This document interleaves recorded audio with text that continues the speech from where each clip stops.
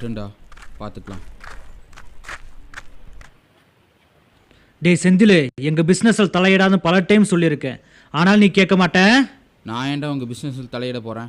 எனக்கு வேறு வேலை இல்லை. போலீஸ்கிட்ட ஜாயின்ட் சப்ளை பண்ண பசங்களை மாட்டி கொடுத்த நீ தானே எனக்கு தெரியும். டேய் ஆமாண்டா, அப்படி தான்டா பண்ணுவேன். என்னடா பண்ண முடியும் உன்னால்? நீ முடிஞ்சதை பண்ணுறா, நான் பார்த்துக்கிறேன். ஏய், பேசும்போது கை வைக்காத. இதுவே கடைசி தடவையாக இருக்கட்டும். இன்னொரு தடவை இப்படி பண்ண சைலண்டாக ஆளை வச்சு முடிச்சு விட்ருவேன். ஓட போகலாம். பார்த்துக்கிறேன்டா உன்னை.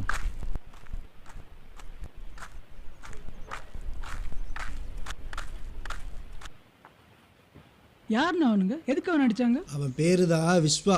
இந்த ஊரில் கஞ்சா பிஸ்னஸ் பண்ணிகிட்ருக்கான். அவன் பிஸ்னஸை போலீஸ்கிட்ட போட்டு கொடுத்துட்டான் தான் அடிச்சுட்டு போகிறானுங்க. போலீஸ் கம்ப்ளைண்ட் கொடுத்தான்னு சொல்கிறீங்க, போலீஸ் ஒன்றும் பண்ணலையா? போலீஸ்னால எல்லாம் அவனை ஒன்றும் பண்ண முடியாது. ஏன்னா ஏன்னா அவனுக்கு ஒரு அண்ணன் இருக்கான், இன்பா.